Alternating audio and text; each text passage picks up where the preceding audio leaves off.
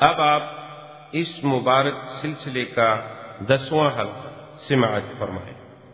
کوئی بندہ ہے نہیں نا، اچھا جو بعد میں آئے ان کو کوئی پتہ بھی لگا تو حضرت ابوبکر کا غلام ہے یا حضرت ابوبکر کی بیٹی ہے یا حضرت ابوبکر کا بیٹا ہے، اور تو کوئی آیا نہیں، وہ تو اسی گھرانے کے لوگ ہیں۔ تو اسی لیے ذرا عقل بھی تو استعمال کیا کریں نا، کہ اللہ تبارک و تعالیٰ کے نبی کو پکڑانے کے لیے ابو بکر شور کر رہا ہے، بھئی اوپر کھڑے ہیں، انہوں نے تو نہیں سنا ہے، ہم نے کہاں سے سن لیا 1400 سال کے بعد، 1200 سال کے بعد کتابیں لکھنے کی شور کیا، تو عقل سے بھی یہ بات غلط۔ اور نقل سے بات کیوں غلط ہے کہ اللہ تو علام الغیوب ہے نا، وہ تو علیم بذات الصدور ہے، عالم ما کان و ما یکون ہے۔ اللہ کے تو علم میں ہے نا کہ قیامت تک کیسے کیسے لوگ پیدا ہوں گے، کیسے کیسے لوگ انبیاء پہ اعتراض کریں گے، صحابہ پہ اعتراض کریں گے، اہل بیت پہ اعتراض کریں گے، ائمہ محدثین پہ اعتراض کریں گے، فقہاء پہ اعتراض کریں گے، علماء و قراء پہ اعتراض کریں گے۔ تو اس کی شان علم ہے، حکمت ہے کہ اللہ نے قرآن میں لفظی وہ ارشاد فرمایا، اللہ نے فرمایا اذ یقول لصاحبہ لا تحزن۔ یاد رکھو دو لفظ ہوتے ہیں، ایک ہے لا تخف، ایک ہے لا تحزن، ہمیشہ دل میں رکھو۔ جب ذاتی ڈر ہو تو وہاں لفظ لا تخف ہوتا ہے، ہمیشہ یاد رکھیں، جب بندے کو اپنا ڈر ہو۔ اللہ نے فرمایا وما تلك بيمينك يا موسى قال هي عصاي أتوكأ عليها وأهش بها على غنمي ولي فيها مآرب أخرى قال ألقها يا موسى فألقاها فإذا هي حية تسعى قال خذها ولا تخف سنعيدها سيرتها الأولى۔ اللہ نے فرمایا موسیٰ علیہ السلام ڈال دو اس عصا کو۔ موسیٰ علیہ السلام نے جب لکڑی ڈالی سانپ بن گئی، موسیٰ علیہ السلام بھاگے ڈر کے، اللہ نے فرمایا خذھا لا تخف، پکڑو اس کو، اٹھاؤ، تم نے لکڑی ہے تمہاری، ڈرو نہیں۔ اللہ یہاں فرماتے ہیں لا تخف، یہاں موسیٰ کو اپنا ڈر ہے، کیوں؟ اور تو وہ بندہ ہے ہی نہیں نا۔ اچھا جب دشمن آئے اور انہوں نے آ کے موسیٰ علیہ السلام کے سامنے جادو کی رسیاں ڈالی تو قرآن کیا کہتا ہے فَأَوْجَسَ فِي نَفْسِهِ خِيفَةً، موسیٰ علیہ السلام کے دل میں خوف پیدا ہوا کہ بھی میں بھی اگر لکڑی ڈالوں سانپ بن جائے، انہوں نے بھی سانپ بنا کے دکھا دیے تو لوگ دھوکے میں پڑ جائیں، مسئلہ تو حل نہیں ہوگا، مسئلہ تو التباس میں آ گیا۔ اور پھر یہ ہے کہ لوگ بڑے مرعوب نظر آ رہے ہیں، تو موسیٰ علیہ السلام کے دل میں خوف۔ اللہ نے فرمایا القیا یا موسیٰ، موسیٰ علیہ السلام القیا عصاک، اب لکڑی پھینکے تو صحیح، کیوں ڈر رہے ہو؟ فَإِذَا هِيَ تَلْقَفُ مَا يَأْفِكُونَ فَوَقَعَ الْحَقُّ وَبَطَلَ مَا كَانُوا يَعْمَلُونَ۔ اللہ نے فرمایا موسیٰ علیہ السلام لکڑی ڈال، تو یہاں بھی موسیٰ کو اپنا ڈر تھا، دوسرے کا ڈر نہیں تھا، یاد رکھو۔ اور حزن کا معنی یہ ہوتا ہے جب دوسرے کا غم ہو، اپنا ڈر نہیں، ہمیشہ یاد رکھیں۔ اب دیکھیں اسی موسیٰ علیہ السلام کے قصے میں دیکھ لیں، اللہ نے فرمایا موسیٰ علیہ السلام کی اماں کو کہ موسیٰ علیہ السلام کو دودھ پلا کے ان کو ایک صندوق میں بند کر کے دریا میں ڈال۔ اچھا جی، اب اللہ کا حکم ہے، ماں ہے بیچاری، کیا کرے؟ لیکن وَأَوْحَيْنَا إِلَىٰ أُمِّ مُوسَىٰ أَنْ أَرْضِعِيهِ فَإِذَا خِفْتِ عَلَيْهِ فَأَلْقِيهِ فِي الْيَمِّ وَلَا تَخَافِي وَلَا تَحْزَنِي إِنَّا رَادُّوهُ إِلَيْكِ وَجَاعِلُوهُ مِنَ الْمُرْسَلِينَ۔ اللہ نے فرمایا کہ موسیٰ علیہ السلام کو ڈال دو، یہاں دونوں سکھیں، لا تخافی ولا تحزنی، کہ تم اپنا بھی ڈر نہ کرو کہ تمہیں فرعون کی قوت پکڑ لے گی، فکر نہ کرو، تم میرے نبی کی ماں ہو، آپ کی بھی ہم حفاظت کریں گے، اور موسیٰ کا غم بھی نہ کرو، ان کو ڈالو، فکر نہ کرو، اِنَّا رَادُّوهُ إِلَيْكَ، ہمارا وعدہ ہے کہ ہم موسیٰ علیہ السلام کو لوٹائیں گے تیری طرف، اور پھر صرف ایسے بھی نہیں لوٹا دیں گے، وَجَاعِلُوهُ مِنَ الْمُرْسَلِينَ، اور اس کو ہم اپنے رسولوں میں سے بنائیں گے، اولو العزم من الرسل ہوگا۔ تو اب یہاں قرآن نے ایک لفظ کے بجائے دو لفظ بیان کیے ہیں، لا تخافی ولا تحزنی، اور وہاں دیکھیں جب موسیٰ کا اپنا ڈر ہے تو صرف لا تخف ہے، اور وہاں اس کے بعد جب موسیٰ علیہ السلام نے، اللہ نے حکم دیا کہ موسیٰ علیہ السلام جاؤ فرعون کو جا کے تبلیغ کرو، دعوت دو، قال انی اخاف ان یقتلون، موسیٰ علیہ السلام نے کہا میں ڈرتا ہوں اللہ میاں کہیں مجھے وہ قتل نہ کر دیں، وہ اپنے ایک بندہ جو مر گیا میرے ہاتھوں سے۔ اچھا اب موسیٰ علیہ السلام، ہارون بھی نبی اللہ نے فرمایا تم دونوں جاؤ، اذهبا الى فرعون انه طغى، سب۔ اور اس کے بعد جب انہوں نے کہا اللہ میاں ہمیں ڈر ہے، فرمایا لا تخافا، تم دونوں ڈرو نہیں، کوئی فکر نہ کرو، اننی معکما اسمع و ارا، میں جو تمہارے ساتھ ہوں۔ اور یہ معیت نصرت ہے، معیت علم ہے، کیوں اللہ نے آگے خود بتلا دیا کہ معیت کا معنی کیا ہے، میں سننے والا دیکھنے والا، ہر چیز میرے سامنے ہے، کوئی چیز مجھ سے چھپی ہوئی نہیں۔ یہاں اللہ نے فرمایا لا تخافا، یہ نہیں فرمایا کہ لا تحزنا، چونکہ موسیٰ ہارون کو اپنا ڈر تھا تو فرمایا لا تخافا، اور یہاں صدیق کو اپنا تو فکر ہی کوئی نہیں، وہ تو پہلے کہہ چکا ہے یا رسول اللہ مالی وولدی فداک یا رسول اللہ، میرا مال میری اولاد ثواب پہ قربان ہے، مجھے اپنا تو فکر کوئی نہیں ہے۔ اس لیے اللہ نے فرمایا میرا مدنی اپنے ساتھی کو تسلی دیں اور بتلا دیں کہ لا تحزن، غم نہ کر، اسے آپ کا غم کھا رہا ہے، اپنا کوئی فکر نہیں۔ تو اللہ نے لا، اور اس کے بعد شان دے کے فرمایا کہہ دیں ان اللہ معنا، اللہ ہم دونوں کے، یہی تو پھر فرق ہوتا ہے نا، اللہ کا قرآن یاد رکھیں، اللہ سمجھنے کی۔ تو موسیٰ علیہ السلام جب جا رہے ہیں، بنی اسرائیل کو ساتھ لے کے نکلے ہیں، آگے دریا آ جاتا ہے، پیچھے فرعون کی فوج آ گئی ہے، آپ کی قوم کے سردار آئے، بھاگتے آئے، ڈر گئے، گھبرا گئے، کہنے لگے موسیٰ علیہ السلام ہم تو مارے گئے، آگے دریا ہے جس پہ پل بھی کوئی نہیں، کشتی بھی کوئی نہیں، کوئی انتظام نہیں ہے، اور اگر ٹھہرتے ہیں تو پیچھے فرعون کی فوجیں آ رہی ہیں لاکھوں کی تعداد میں، ہم کہاں جائیں گے؟ موسیٰ علیہ السلام نے کیا کہا؟ فرمایا ان معی ربی سیہدین، فرمایا کہ کیوں ڈرتے ہو، میرا رب میرے ساتھ ہے، وہی مجھے رستہ دکھلائے گا، جس نے ایسا مقام پیدا کر دیا ہے کہ فرعون کو شکست دے دی ہے، کہ جادوگروں کو مسلمان کر دیا ہے، فرعون کی نخوت کو ختم کر دیا ہے، وہی رب مستقبل میں بھی مجھے رستہ دکھلائیں گے نجات کا۔ لیکن موسیٰ کہتا ہے میرا رب میرے ساتھ ہے، یہ نہیں کہا کہ ہم سب کے ساتھ ہے، یہاں صدیق کی شان ہے۔ اللہ نے فرمایا میرا مدنی یہ نہیں کہنا کہ میرا اللہ میرے ساتھ ہے، کہو ہم دونوں کے ساتھ۔ یہ مقام صدیق تھا کہ اللہ نے فرمایا کہہ دو لا تحزن اذ یقول لصاحبہ لا تحزن ان اللہ معنا، یہ مقام ملا تو پھر سیدنا صدیق کو ملا ہے۔ اور مسلمانوں ذرا غور کر کے دیکھیں کہ غار میں حضرت صدیق اکبر رضی اللہ عنہ بیٹھے ہیں اور حضور پاک صلی اللہ علیہ وسلم سر مبارک آپ کی گود میں رکھ کے سوئے ہوئے ہیں، لیکن سیاستہ میں تو سانپ کا واقعے کا ذکر نہیں آتا، لیکن دوسری کتابوں میں علماء نے مورخین نے لکھا ہے کہ ایک سانپ تھا غار میں جس نے ابو بکر کو ڈس لیا تھا۔ بہرحال اب دیکھ لیں کہ گود ابو بکر کی ہے اور سر مبارک محمد مصطفیٰ کا ہے۔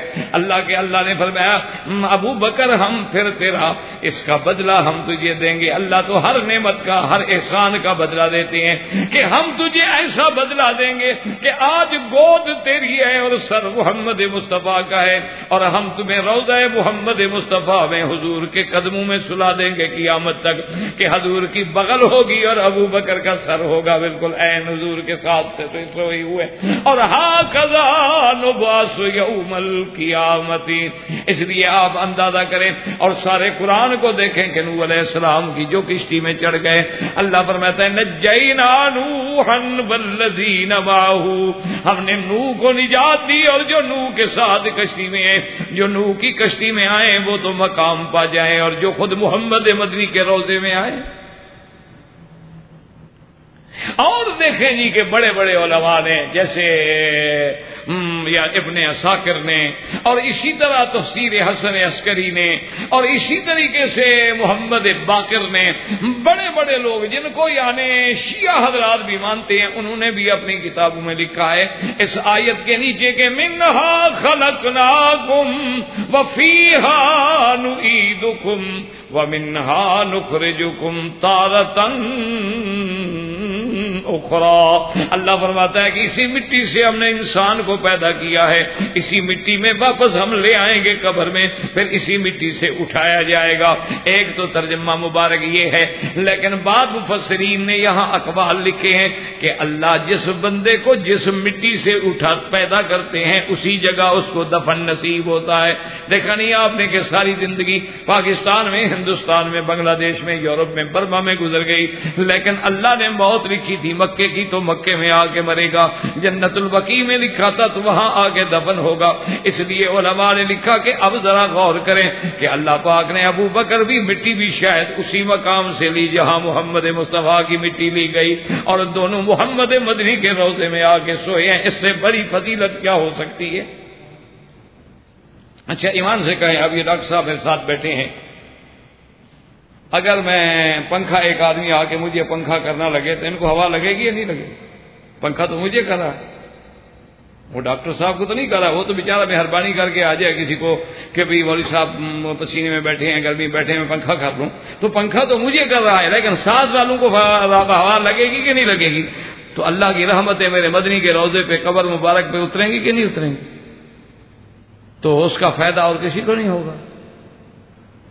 تو اس لیے علماء نے لکھا ہے, یاد رکھیں کہ یہ مقام جو ہے صرف ثانی اثنین اذ ہما فی الغار اذ یقول لصاحبہ لا تحزن, اور کسی نے کیا خوب کہا, کہتا ہے ثانی اثنین ہے. ابو بکر کیا ہے؟ ثانی اثنین ہے, اللہ کا شہدائی ہے. ثانی اثنین ہے, اللہ کا شہدائی ہے. مر کے بھی جس نے پہلو احمد میں جگہ پائی ہے, مر کے بھی جس نے پہلو احمد میں جگہ پائی ہے. یا تو اوصاف ابو بکر کا اقرار کرو, ورنہ لازم ہے کہ قرآن کا انکار کرو. واللہ اعلم واخر دعوانا الحمدللہ رب العالمین. برادران اسلام, واجب الاحترام بزرگوں, دوستوں, بھائیوں, عزیز نوجوانوں, الحمدللہ دروس ضمن خلفاء الراشدین رضوان اللہ علیہم اجمعین اللہ تبارک و تعالیٰ کی رحمت سے, توفیق سے جاری ہیں. اور درس سابق میں ہم نے مناقب سیدنا ابی بکر رضی اللہ تعالی عنہ پہ بات کی تھی, اور یہ بات یاد رکھ لیں کہ عقیدہ اہل سنت والجماعت میں بالاجماع متفق علیہ, جس میں یعنی کوئی اختلاف کہ افضل بعد النبی صلی اللہ علیہ وسلم فی امتہ ابی بکر, کہ حضور صلی اللہ علیہ وسلم کے بعد پوری امت میں قیامت تک سب سے افضل, سب سے زیادہ شان جو ہے وہ سیدنا ابی بکر رضی اللہ تعالیٰ عنہ کی. یہ بالکل اجماع ہے جس میں کوئی شک نہیں, اور یہی عقیدہ ہے اہل سنت. بلکہ یوں سمجھ لیں کہ یہ علامت ہے, شعار ہے اہل سنت والجماعت کا کہ حب الشیخین, کہ حضور کے بعد ابی بکر و عمر کی محبت, اور ابی بکر و عمر سب سے اعلیٰ, اس کے بعد عثمان و علی رضوان اللہ علیہم اجمعین. یہ عقیدہ ہے, شعار ہے, اور اہل سنت والجماعت کا, اور اسی پہ تمام ادلہ واضح ہیں جس میں کوئی شبہ نہیں ہے. بفرمان محمد مصطفیٰ, بفرمان اصحاب رسول, بفرمان اہل بیت رسول, اور پھر آپ کے بعد تابعین, تبع تابعین, محدثین, ائمہ فقہاء اربعہ, سب کا اتفاق. اسی ضمن میں میں نے آپ سے پچھلے درس میں عرض کیا تھا کہ شب معراج اور شب ہجرت کا تقابل عرض کیا. تو اسی طرح اب آپ سیدنا ابو بکر رضی اللہ تعالی عنہ پہ نظر ڈالیں کہ جس کو حضرت حاکم رحمۃ اللہ علیہ نے بھی اپنے کتاب مسند حاکم میں نقل فرمایا ہے, اور ابن عساکر نے بھی, بڑے بڑے علماء محدثین نے کتابوں میں نقل فرمایا ہے کہ آپ جب بھی دیکھیں گے تو حضور کے بعد جو دوسرا نمبر ہے وہ ابو بکر کا ہے. یعنی اللہ کا قرآن اترا سب سے پہلے تو حضور صلی اللہ علیہ وسلم وحی پہ ایمان لائے, تو دوسرا کون ہے؟ ابو بکر.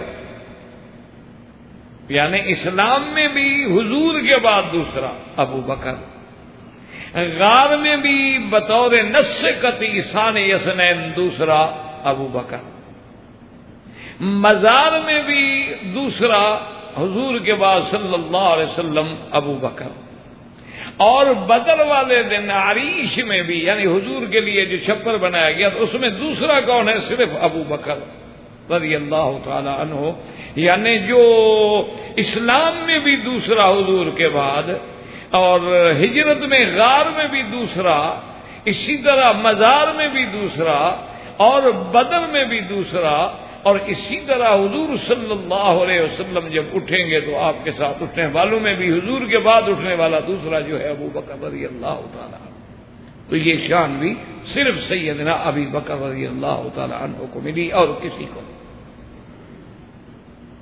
اور اسی طرح یعنی آپ اندازہ فرمائیں کہ جس طرح اللہ نے, جیسے حضور فرماتے ہیں نا کہ اللہ نے مجھے چن لیا ہے, اور پھر اللہ نے میرے لیے میرے صحابہ کو بھی چن لیا ہے بالکل, یعنی صدق رسول اللہ صلی اللہ علیہ وسلم. معلوم ہوتا ہے کہ باقی جیسے جوہری موتیوں کو چنتا ہے, اسی طرح اللہ کا چننے کی تو کوئی مثال ہی نہیں ہو سکتی, وہ تو بے مثل ہے. اللہ نے جب چنا ہو تو اس میں تو کوئی عیب نہیں رہ سکتا. اب آپ تاریخ میں نظر ڈالیں, ساری زندگی حضور نے نبوت ملنے سے پہلے, قرآن آنے سے پہلے بھی بت کو سجدہ نہیں کیا, اور ابو بکر نے بھی بت کو سجدہ نہیں کیا. حضور صلی اللہ علیہ وسلم نے اسلام آنے سے یعنی قرآن اترنے سے پہلے بھی زندگی میں کبھی شراب نہیں پی, اور ابو بکر نے بھی جاہلیت میں کبھی شراب نہیں پی. حضور صلی اللہ علیہ وسلم نے بھی اپنے دور سابق میں نبوت سے قبل کبھی جھوٹ نہیں بولا, کہ حتیٰ کہ دشمن بھی کہتے ہیں الصادق الامین, اور ابو بکر نے بھی جاہلیت میں بھی کبھی جھوٹ نہیں بولا. یعنی آپ اندازہ فرمائیں کہ یہ ساری ترتیب جو ہے معلوم ہوتا ہے اللہ نے جب چن لیا ہو. اللہ تبارک و تعالی جس ذات کو حضور کی صحبت کے لیے, حضور کی عیادت کے لیے, حضور کی نصرت کے لیے, حضور کے رشتے کے لیے, حضور صلی اللہ علیہ وسلم کی صحبت کے لیے چن لے. اچھا یہ فیصلہ کون کر سکتا ہے؟ اللہ کے ہاتھ میں ہے نا, کہ میرے مدنی صلی اللہ علیہ وسلم کی عمر بھی 63 سال اور ابو بکر کی عمر بھی 63 سال. اب یہ تقدیر کے فیصلے ہیں, بندہ تو نہیں کر سکتا نا. عمر بنانا, گھٹانا, بڑھانا آپ کے میرے ہاتھ میں, کسی کے ہاتھ میں ہو سکتا, تو اللہ کے سوا کون کر سکتا. اور اسی طرح آپ دیکھیں کہ حضور صلی اللہ علیہ وسلم کی ایک شان ہے کہ آپ نے فرمایا کہ اوتیت علم الاولین والآخرین, کہ اللہ نے مجھے جتنے انبیاء پہلے گزرے ہیں اور جو بعد میں بھی لوگ آئیں گے سب کا علم اللہ نے مجھے عطا کیا. یعنی سب سے زیادہ علم جو ہے انبیاء میں حضور صلی اللہ علیہ وسلم کا. اوتیت جوامع الکلم, اور حضور صلی اللہ علیہ وسلم کو اللہ نے آدم علیہ السلام سے لے کر عیسیٰ علیہ السلام تک تمام انبیاء اور رسل کے بارے میں اجمالاً یا تفصیلاً علم عطا فرمایا. یعنی تمام انبیاء میں بطور علم بھی حضور افضل ہیں, اور صحابہ میں بطور علم ابو بکر افضل ہے. اس لیے حضرت علی رضی اللہ تعالی عنہ, سیدنا علی رضی اللہ تعالی عنہ شیر خدا سیدنا علی المرتضی حیدر کرار رضی اللہ تعالی عنہ سے جب کسی نے پوچھا کہ اعلم من اعلم بالصحابۃ, حضور کے صحابہ میں سب سے زیادہ علم والا کون ہے؟ ابو بکر. یعنی حضرت علی فرما رہے ہیں. اور اب آپ ذرا دلائل پہ غور کریں اور دیکھیں, خدا کی شان ہے کہ حضور صلی اللہ علیہ وسلم جب حدیبیہ میں تشریف فرما ہے, جو قصے سیرت میں آپ پڑھ چکے ہیں اس کو میں تفصیل سے بیان نہیں کروں گا انشاءاللہ, کیونکہ ہمارا پھر اصل مقصد جو ہے وہ نہ رہ جائے. تو قصہ حدیبیہ آپ بڑا تفصیل سے پڑھ چکے ہیں الحمدللہ. سیرت النبی میں اللہ کی مہربانی ہے حدیبیہ کا بڑا تفصیل سے ذکر موجود ہے. تو خلاصہ یہ ہے کہ صلح حدیبیہ کے موقع پر جب حضور کو عمرے کے لیے روک دیا گیا تو آپ حیران ہوں گے کہ بڑے بڑے صحابہ کے پاؤں ہل گئے. یعنی حضرت عمر جیسا آدمی جس کا ایمان پہاڑوں سے بھی زیادہ مضبوط تھا، حضرت عمر جیسا بندہ ہل گیا کہ بھئی حضور نے جو فرمایا تھا کہ لَتَدْخُلُنَّ الْمَسْجِدَ الْحَرَامَ إِن شَاءَ اللَّهُ آمِنِينَ مُحَلِّقِينَ رُؤُوسَكُمْ وَمُقَصِّرِينَ لَا تَخَافُونَ. اور نبی کا وحی کبھی جھوٹا نہیں ہوتا، نبی کا خواب جو ہے وہ تو وحی ہوتا ہے، کبھی خواب جھوٹا نہیں ہوتا. تو آج ہم نہیں جا رہے، حضور نے فرمایا تھا داخل ہوں گے خوف نہیں ہوگا، اب ہم روک دیے گئے ہیں. حتیٰ کہ اتنے سخت لفظ بھی حضرت عمر نے آ کے کہے حضور سے کہ یا رسول اللہ صلی اللہ علیہ وسلم لِمَ نَقْبَلُ الدَّنِيَّةَ فِي دِينِنَا. یا رسول اللہ ہم اس قسم کی گھٹیا باتیں اپنے دین میں کیوں قبول کریں کہ ان کی ہر بات ہم مانتے جا رہے ہیں، ہر شرط مان رہے ہیں. اور اس کے بعد ایک روایت مبارک میں کہ حضرت عمر نے آ کے حضور سے عرض کیا کہ یا رسول اللہ لسنا علی الحق، یہ سچی بات نہیں کہ ہم حق پہ ہیں؟ حضور نے فرمایا ہاں بالکل ہم حق پہ ہیں. انہوں نے کہا حضور یہ صحیح نہیں کہ آپ نے فرمایا تھا کہ ہم جائیں گے عمرہ کریں گے داخل ہوں گے حرم میں خوف نہیں ہوگا؟ ہاں یہ بھی میں نے کہا تھا. انہوں نے کہا پھر ہم حضور واپس جا رہے ہیں. تو آپ نے فرمایا عمر میں نے یہ بھی کہا تھا کہ اس سال جائیں گے، میں نے یہ تو کہا تھا کہ لَتَدْخُلُنَّ الْمَسْجِدَ الْحَرَامَ إِن شَاءَ اللَّهُ. تعیین مدت تو نہیں کی. اب اللہ نے بھی مجھے یہی دکھلایا کہ ہم مسجد الحرام میں داخل ہوں گے. اللہ پاک نے بھی مجھے یہ تو نہیں فرمایا کہ اسی سال تم نے داخل ہونا ہے، یہ تو میں نے اپنا تیاری کر لی، ورنہ میں نے اپنی بات میں بھی نہیں کہا اس سال.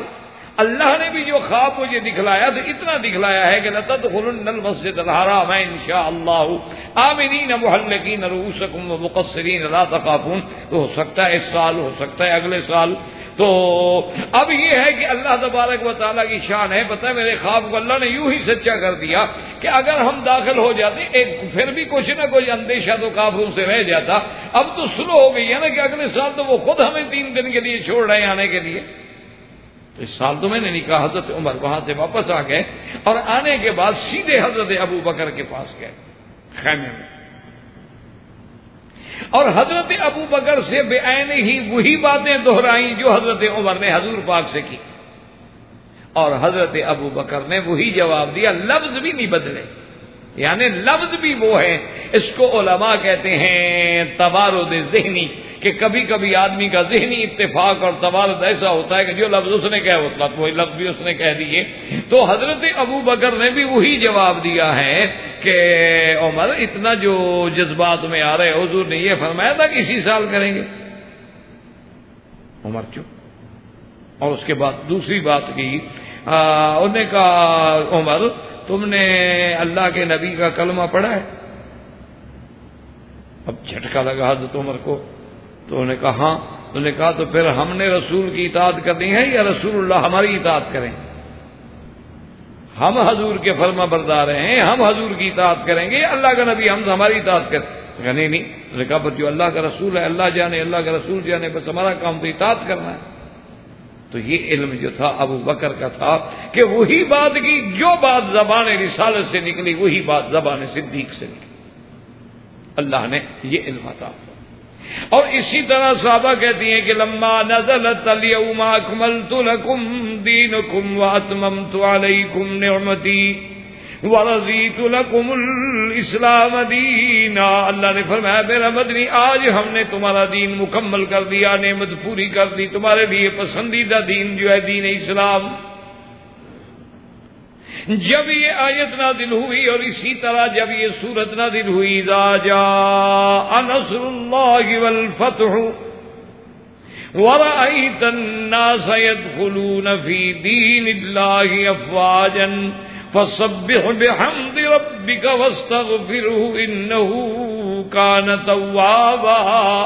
جب یہ دونوں صورتیں اور یہ آیت نازل ہوئی صحابہ کہتی ہیں کہ سب خوش ہو رہے ہیں، صحابہ خوشیاں منا رہے ہیں، لیکن فبکا ابی بکر، حضرت ابو بکر رو رہے ہیں. صحابہ نے آگے پوچھا اور نے کہا ابو بکر یہ رونے کی بات ہے؟ بولا دین مکمل ہو گیا، اللہ راضی ہو گیا، نعمت پوری ہو گئی، یہ تو خوشی کا مقام ہے. اللہ کی مدد آ گئی, اللہ نے فتح مکہ کر دیا, لوگ فوجوں کی فوجیں, جماعتوں کی جماعتیں اسلام میں داخل ہو رہی ہیں. 700 آدمی یمن سے آئے اور ایک دفعہ اسلام میں داخل ہوئے, اور اسلام پہلے قبول کر گیا. تو یہ تو خوشی کی بات ہے. اس نے کہا ہاں ٹھیک ہے, من وجہ ظاہر تو خوشی کی بات ہے, لیکن اس کے اندر پیغام ہے ہمارے لیے کہ حضور کی وفات قریب آ گئی. نے کہا اس میں تو کوئی لفظ ہی نہیں ہے کہ حضور کی وفات کا. نے کہا اللہ کے بندے, جب اللہ نے نبی کو ایک کام کے لیے بھیجا تھا, جب کام پورا ہو گیا تو پھر واپس جانا ہے نا. دین تو مکمل ہو گیا, نعمت تو تمام ہو گئی, مکہ فتح ہو گیا, ظاہری غلبہ بھی حاصل ہو گیا, دین بھی کامل ہو گیا, اب تو نبی کے جانے کا وقت آ گیا نا. میں تو پھرا کے رسول عربی صلی اللہ علیہ وسلم کو رو رہا ہوں. تو یہ علم بھی اللہ نے صدیق کو. اور اسی طرح ایک حدیث مبارک میں ہے کہ ایک دن میرے آقا نے رحمت دو جہاں نے حبیب کبریا سیدنا محمد مصطفیٰ صلی اللہ علیہ وسلم کہ عبدن خیرا, حضور نے فرمایا اپنے صحابہ سے کہ ایک اللہ کا بندہ ہے جس کو اللہ نے اختیار دیا ہے کہ دنیا میں رہنا چاہتے ہو رہ لو, اور اگر اللہ کی طرف آنا چاہتے ہو تو پھر تمہاری موت آ جائے. ان عبدن خیرا, ایک بندے کو اختیار. حضرت ابو بکر رونے لگ گئے. اب سارے صحابہ نے کہا ابو بکر بھی عجیب آدمی ہے, حضور تو فرما رہے ہیں ان عبدن, ایک بندہ ہے اللہ کا, اور ابو بکر رو رہے ہیں. انہوں نے کہا اللہ کے بندے, آج تک پہلے بھی تم نے سنا ہے کہ کسی بندے کو اللہ نے کہا ہو کہ جب تک چاہو دنیا میں رہو. عبد سے مراد خود حضور صلی اللہ علیہ وسلم ہے. اللہ نے آپ کو اختیار دیا ہے کہ دنیا میں رہنا چاہتے ہو یا میرے پاس آنا چاہتے ہو. تو حضور تو لازمی بات ہے کہ اللہ کو اختیار کریں گے. اس لیے بی بی عائشہ ایک حدیث مبارک میں ہے کہ حضور سے پوچھا کہ یا رسول اللہ, پھر اس بندے نے کیا چیز پسند کی؟ انہوں نے کہا رب اللہ کا ملنا پسند کیا. تو اس بات کو سمجھنے والا بھی حضرت ابو بکر تھا, اور کسی کے دماغ میں یہ بات نہ جا سکی جو حضرت ابو بکر رضی اللہ تعالی عنہ نے سمجھی. اور اسی طرح دیکھیں بے عین ہی, یعنی اللہ نے جو علم عطا فرمایا ہے کہ حضور صلی اللہ علیہ وسلم کی وفات کے بعد یعنی آپ اندازہ فرمائیں, آپ کیا تصور کرتے ہیں کہ حضور صلی اللہ علیہ وسلم کی وفات کوئی معمولی سا حادثہ تھا؟ صحابہ کہتے ہیں کہ جس دن حضور کی وفات ہوئی ہمارے لیے تو مدینے میں اس دن اندھیرا ہو گیا, ہمارے لیے تو بالکل اندھیرا چھا گیا. اور اس دن اپنے آپ کو سنبھالنا اور بات کو سمجھنا جو ہے, یہ پھر یہ علم کسی عام آدمی کی طاقت تو نہیں ہے کہ حضور کے اتنے بڑے صدمے سے ہلا ہوا آدمی,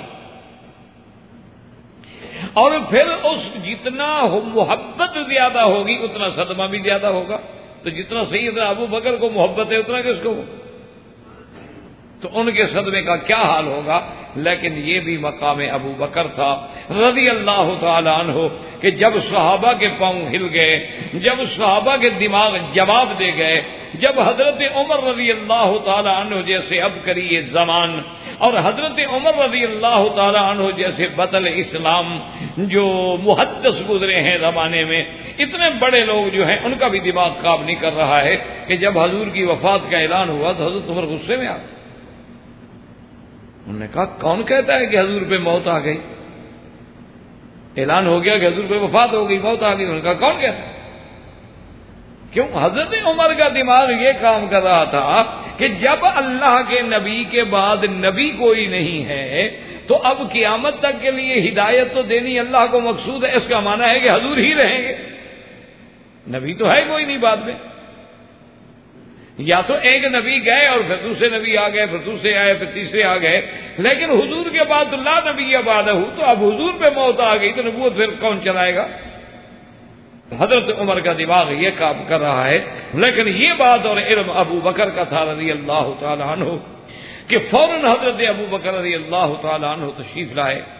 یعنی آپ اندازہ کریں کہ سب سے پہلے سیدہ عائشہ فرماتی ہیں کہ حضرت ابو بکر جب آئے تو حضور صلی اللہ علیہ وسلم کے چہرے مبارک میں چادر تھی, حضور کا بدن مبارک جو ہے ڈھانپ دیا گیا، تو سیدنا ابو بکر صدیق نے سب سے پہلے چادر ہٹائی، اور چادر ہٹانے کے بعد بوسہ دیا حضور صلی اللہ علیہ وسلم کی پیشانی پہ۔ یعنی یہ مقام بھی صرف سیدنا ابو بکر رضی اللہ تعالیٰ عنہ کو ملا ہے کہ حضور کے سینے میں پیشانی مبارک پہ کسی بندے کی اگر موت کے بعد آخر میں بھی لب لگے ہیں تو ابو بکر ہیں۔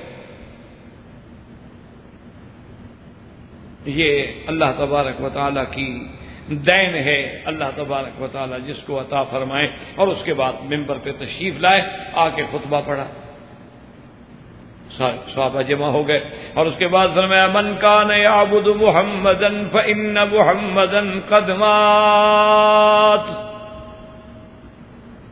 لوگوں، جو تم میں سے اگر حضور محمد مدنی کی کوئی عبادت کرتا تھا تو حضور پہ موت آ گئی۔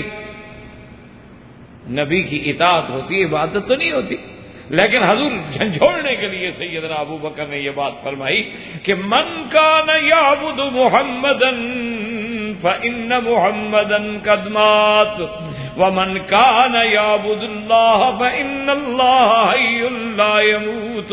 اور جو اللہ کی عبادت کرتے ہیں، اللہ کی ذات ہے جو زندہ ہے، جس پہ کبھی موت نہیں آئے گی۔ اور اس کے بعد پھر حضرت عمر نے کہا، حضرت ابو صدیق نے قرآن کی آیت تلاوت کی، وما محمد الا رسول قد خلت من قبلہ الرسل۔ اللہ کے نبی، اللہ نے فرمایا وما محمد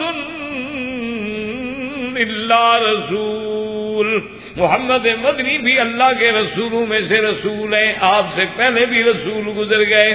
اگر میرے مدنی پہ موت آ جائے تو کیا تم دین سے پھر جاؤ گے؟ اللہ کا نبی بھی تو ایک پیغمبر ہیں، آپ بھی ولد آدم ہیں، آپ بھی اللہ کے رسول ہیں، آپ بھی افضل الرسل ہیں، موت تو آپ پر بھی آنی ہے۔ تو جب حضرت عمر رضی اللہ تعالیٰ عنہ کہتے ہیں کہ حضرت ابو بکر صدیق نے جب یہ آیات مبارک پڑھی ہیں تو اس وقت میں نے یہ سمجھا کہ آج یہ قرآن کی آیتیں اتر رہی ہیں، اور اللہ نے میرا سینہ کھول دیا، مجھے سمجھ آ گئی کہ ابو بکر سچ کہہ رہا۔ یعنی اس وقت بھی اگر قرآن کی اس آیت پہ نظر گئی ہے تو ابو بکر رضی اللہ تعالیٰ عنہ کی نظر۔ یہ مقام جو تھا وہ سیدنا صدیق رضی اللہ تعالیٰ عنہ کو ملا ہے اور کسی کو نہ ملا۔ اور خدا کی شان ہے کہ حضرت جنگوی رحمت اللہ علیہ جب شہید ہوئے تو اتفاق سے میں اس ملک میں تھا، یہ اللہ کی قدرت تھی۔ تو مجھے اللہ نے مہربانی کی کہ بر وقت اطلاع ہو گئی، ورنہ کراچی سے جانا پھر پہنچنا ایک بڑا امتحان تھا، اور وہی درمیان میں مقصد رات کو اطلاع پہنچی تھی، اور صبح ان کا دن میں جنازہ تھا عصر کو۔ بہرحال تو اللہ نے پہنچا دیا، اللہ نے اپنی رحمت سے اسباب بن گئے، ملتان پہنچ گئے، وہاں چلے گئے۔ تو خدا کی قدرت یہ ہے کہ وہاں جا کے مجھے حضرتنا سیدنا ابو بکر صدیق، چونکہ وہ عاشق تھا صدیق کا، وہ پروانہ تھا سیدنا ابو بکر صدیق رضی اللہ تعالیٰ عنہ کا، تو مجھے حضرت صدیق کی وہ سنت یاد آئی، تو میں نے بھی ان کی پیشانی پر کپڑا اتار کے بوسہ دیا ان کے پسینے، ان کی پیشانی پہ۔ میں نے کہا یہ صدیق کا عاشق ہے تو حضرت صدیق کی سنت یہیں پوری کر لو۔ تو یہ پھر مقام ہوتا ہے، یہ محبت ہوتی ہے، یہ کہنے کی باتیں نہیں ہوتی۔ یہ مسائل جو ہیں نا جی، مشکل آج کل یہی ہو جاتی ہے میرے عزیز، یہ بات کہنے کی نہیں ہوتی، سمجھانے کی نہیں ہوتی، احکام نہیں ہوتی، یہ پھر مقام ہوتے ہیں اللہ تبارک و تعالی۔ اب حالانکہ حضرت صدیق نے جب بوسہ دیا ہے تو کیا حضرت صدیق نے پہلے کسی حدیث میں پڑھا تھا کہ حضور جب فوت ہوں تو بوسہ دینا ہے؟ یہ مقام محبت ہے، یہ مقام ہے جس کو مل گیا، یعنی یہ ایسی سعادت ہے جو کسی صحابہ کو نہیں ملی۔ اچھا خدا کی شان دیکھو، یہ دونوں سعادتیں صدیق کو ملی ہیں کہ بی بی عائشہ صدیقہ یہ فرماتی ہیں کہ سب سے آخری چیز جو حضور کے اندر داخل ہوئی ہے وہ میری لب ہے، میری ریق ہے۔ تو بیویوں نے پوچھا کیسے؟ انہوں نے کہا کہ حضور جب بیمار ہیں تو مسواک لے کے گزرے صحابہ میرے بھائی، تو حضور نے مسواک دیکھا تو طبیعت میں خواہش ہوئی کہ میں مسواک استعمال کروں، تو میں حضور کی رازدان تھی، میں سمجھ گئی، میں نے جلدی سے وہ مسواک لے کے حضور کی خدمت میں پیش کیا، تو حضور نے اشارہ کیا کہ اب مجھ میں اتنی طاقت نہیں ہے کہ میں اس کو دبا کے نرم کر سکوں، لہذا تم نرم کر کے مجھے دے دو تاکہ میں استعمال کروں۔ تو میں نے اپنے منہ میں اس مسواک کو نرم کیا اور وہی نرم میرا لعاب لگا ہوا حضور نے اپنے منہ میں دے دیا۔ تو یہ آخری چیز ہے ریقی الذی دخلت فی رسول اللہ صلی اللہ علیہ وسلم۔ اسی لیے بی بی صدیقہ فرماتی تھی کہ مات فی یومی وفی علی صدری بین صدری و نہری، کہ دن بھی میرا تھا، حجرہ بھی میرا تھا، نوبہ بھی میرا تھا، سینہ بھی میرا تھا، اور حضور کا سر میرے سینے پر تھا جب وفات ہوئی۔ تو یہ گھرانہ صدیق کو ساری سعادت ملی ہے، اور یہ مقام اور تو کسی بیوی کو نہیں ملا۔ عائشہ کون ہے؟ بنت صدیق رضی اللہ تعالی عنہ۔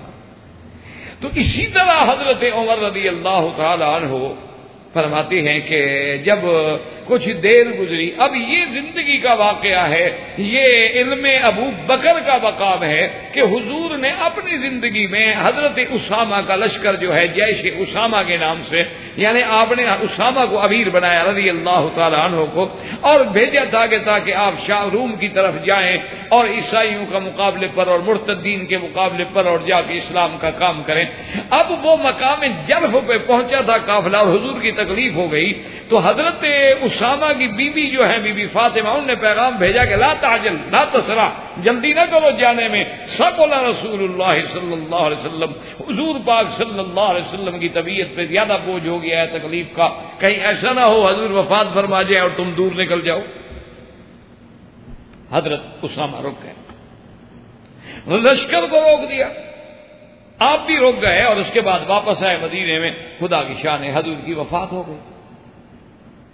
حضرت اسامہ باقاعدہ شریک ہوئے، ایک اس سعادت سے وہ محروم نہ رہے کہ حضور صلی اللہ علیہ وسلم کی جنازے میں، آپ کی تجہیز میں، تکفین میں، تدفین میں، تمام معاملات میں، خلافت صدیق میں، تمام مراحل میں شریک رہے، اور اس کے بعد جب معاملہ ٹھنڈا ہو گیا تو اب آپ نے سوچا کہ اب تو جو سیدنا ابو بکر امر کریں گے اس پہ امر کیا جائے گا، تو اب سوچ میں حضرت اسامہ ہیں، سارے صحابہ بھی سوچ میں ہیں۔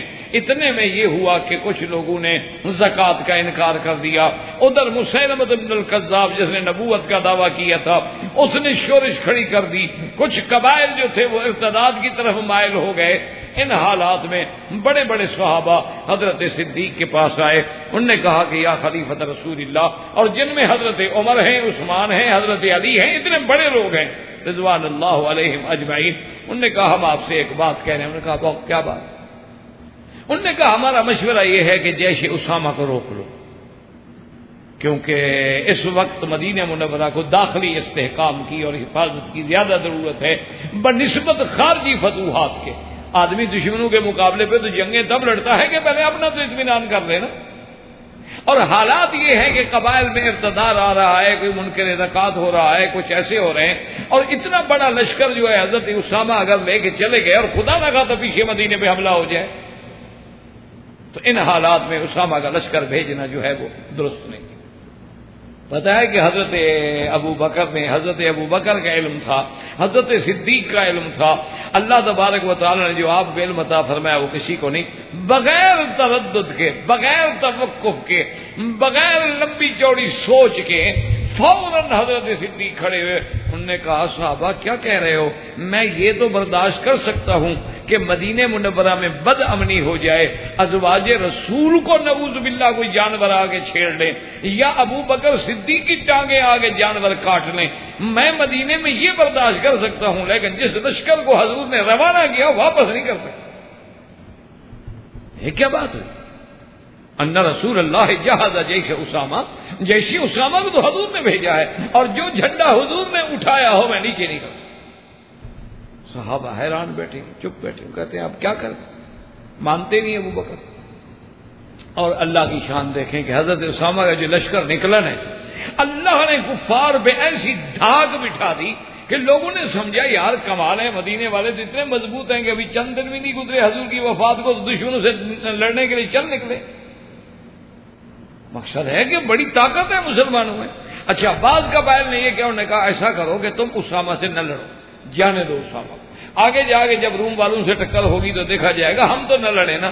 اللہ نے جب وہاں سے فتح دے دی تو سارے چھوٹے چھوٹے قبائل جو تھے وہ دبک کے بیٹھ گئے۔ اللہ نے اس لشکر کو ایسی کامیابی بخشی کہ جیش اسامہ کی ایک تاریخ ہے، اور جیش اسامہ کو اپنے اس عمل پہ قائم رکھنے کی جو بات سوچی وہ صرف سیدنا صدیق کے دماغ میں آئی اور کسی صحابہ کے دماغ میں نہیں آئی۔ یہ مقام بھی حضرت ابو بکر رضی اللہ تعالی عنہ کو۔ اسی طرح سے حضرت ابو بکر صدیق رضی اللہ تعالیٰ عنہ کو اطلاع ملی کہ کچھ لوگ ہیں جنہوں نے زکوٰۃ کا انکار کر دیا۔ اچھا یاد رکھو کہ وہ زکوٰۃ کا انکار بھی یعنی ایک ہوتا ہے نا کہ بالکل جی ہم زکوٰۃ نہیں مانتے، ایک ہوتا ہے کہ انکار لیکن تعویل کے ساتھ، فرق ہو جاتا ہے، یعنی انکار تو ہے لیکن تھوڑا سا عذر بھی ہے، علت بھی بیان کر رہے ہیں۔ انہوں نے کہا کہ جی ہم زکوٰۃ نہیں دیتے اس لیے کہ جہاں زکوٰۃ کا حکم ہے، اللہ نے حکم دیا تھا اپنے نبی کو کہ خذ من اموالہم صدقۃ تطہرہم بہا وتزکیہم وصلی علیہم ان صلاتک سکن لہم۔ اللہ نے حکم دیا کہ میرا مدنی ان کے مالوں سے زکوٰۃ لیں، صدقہ لیں، تاکہ ان کے مالوں کو پاک فرمائیں، اور اس کے بعد پھر ان کے لیے آپ دعائے مغفرت فرمائیں، آپ کی دعا جو ہے ان کے لیے باعث سکون اور باعث رحمت اور باعث تسکین ہوگی۔ تو انہوں نے کہا یہ حکم تھا اللہ کے نبی کو، اللہ کا نبی تو ہے نہیں، اللہ نے حکم دیا تھا خود آپ لیں، وَصَلِّ عَلَيْهِمْ، ان پہ رحمت بھیجیں، دعا کریں۔ تو اب نہ ہم پہ دعا کرنے والے رہے نہ لینے والے رہے، ہم زکوٰۃ کیوں دیں؟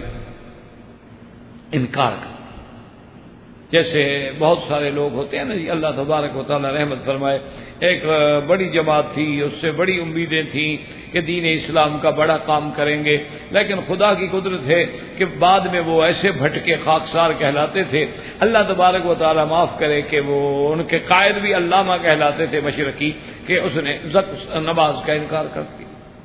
کیوں؟ انہوں نے کہا جی نماز جو ہے دراصل یہ ایکسرسائز تھی اس دور میں، حضور کے زمانے میں، چونکہ اور ایسی چیزیں نہیں تھی ایکسرسائز کرنے کی، تو یہ نماز دکھا دی گئی، کس طرح کھڑے رہو، پھر رکوع میں جاؤ، پھر کاشن، پھر ایک امام کے کہنے پہ جھکو اٹھو، تاکہ لوگوں میں ذرا ڈسپلن ہو جائے، ایکسرسائز ہو جایا کرے۔ اب چونکہ ہمارے پاس ایکسرسائز کے اور بہت سارے طریقے آ گئے ہیں، الیکٹرک مشینیں آ گئی ہیں، سائیکل آ گئے ہیں، گھر میں کھڑے کھڑے ہم 5 منٹ میں اور کر لیتے ہیں، نماز کی کیا ضرورت ہے؟ نعوذ باللہ، بھٹک گئے۔ اللہ پاک اللہ سے دعا کیا کریں، اللہ سب کی ہدایت کے فیصلے کرے، اور اللہ پاک ہمیں ہر فتنے سے محفوظ رکھے۔ لیکن ایک بات، آپ پڑھے لکھے لوگ ہیں ماشاءاللہ، آپ کی بھی تاریخ میں نظر ہے، آپ دیکھتے ہیں، نہ ہو تو پڑھ بھی سکتے ہیں کہ یہ ساری فتنے جو ہیں 1200 سال کے بعد انڈو پاک میں اور ایشیا میں اس وقت شروع ہوئے ہیں جب انگریز نے قدم رکھا۔ اس سے پہلے مجھے کسی ایک مسئلے پہ آپ جھگڑا دکھا دیں، بغیر لڑائی کے، بغیر کسی جھگڑے، بغیر کسی اختلاف کے، آپ ایمان سے آپ ایسا کریں کہ آخر اللہ نے آپ کو علم دیا ہے اور آپ یہاں رہتے ہیں، یہاں تو اتنے بڑے بڑے مکتبے ہیں کہ جس میں اللہ کی رحمت سے اتنی کتابیں پڑھی ہیں کہ جو دنیا میں آپ کو کہیں نہیں مل سکتی، ہر یعنی علم میں، ہر فن میں کتابیں ہیں ماشاءاللہ، ذخیرہ موجود ہے۔ آپ ایمان سے کہیں کہ حضور کے زمانے سے لے کر 1200 سال تک، یعنی 12 صدیاں، 12 صدیوں میں ایک فتنہ پیدا ہوا ہو۔ مسئلے کا اختلاف تو پہلے زمانے میں بھی تھا، اختلاف مسائل تو پہلے دور میں بھی تھا نا جی، یعنی مثلا فاتحہ کا اختلاف صحابہ میں بھی تھا، آمین زور سے کہنا یا ایسا کہنا صحابہ میں بھی اختلاف رہا، رفع دین میں، لیکن ایک 1200 سال میں کسی نے ایک دوسرے کے خلاف کتاب لکھی ہو، ایک دوسرے کو کافر کہا ہو، ایک کتاب مجھے دکھا دیں۔ اچھا آپ کو یہاں رہتے ہوئے کسی کو 10 سال، کسی کو 5 سال، کسی کو 15 سال ہو گئے، ایمان سے کہیں کبھی ائمہ حرمین جو علماء حرم ہیں، یا ائمہ علماء حیا کبار العلماء، یا علماء جو رابطہ سے تعلق رکھتے ہیں، یا علماء کے بعد یہاں کا جو پڑھا لکھا ماشاءاللہ سعودی نوجوان ہے، اس کی زبان سے کبھی آپ نے ان مسائل پر ایک دوسرے کو گالی دیتا ہوا، کافر کہتا ہوا، کسی امام کے بارے میں برا لفظ سنا ہے آپ نے زندگی میں؟ کسی ایک بزرگ سے، کسی ایک، اگر ائمہ بھی نام لیتے ہیں کہیں گے رحمت اللہ علیہ، کوئی عرب بھی ہوگا نا جی جس کو اللہ نے تھوڑا سا علم بھی دیا ہے، وہ یہ الگ بات ہے کہ وہ کہے گا کہ ٹھیک ہے جی میں اس قول پہ عمل نہیں کرتا، میں تو امام احمد بن حنبل رحمۃ اللہ علیہ کے قول کو لے رہا ہوں یا میں ظاہر حدیث مبارک کو لے رہا ہوں، لیکن یہ نہیں کہے گا کہ تم گمراہ ہو یا گناہ گار ہو یا غلط ہو. یہ کبھی اس کی زبان سے نکلے گا. یہ سارے فتنے ہم لوگ کر پیدا کرتے ہیں، اور ہم میں یہ کب آئے؟ جب انگریز آیا، اس نے ہمیں لڑایا تاکہ مسلمان لڑیں، اسلام کی قوت کمزور ہو اور ہم قبضہ کر سکیں. پھر لڑتے لڑتے عادت ہو جاتی ہے، پھر بندہ باز نہیں آتا، کچھ عادتیں بھی تو بن جاتی ہیں.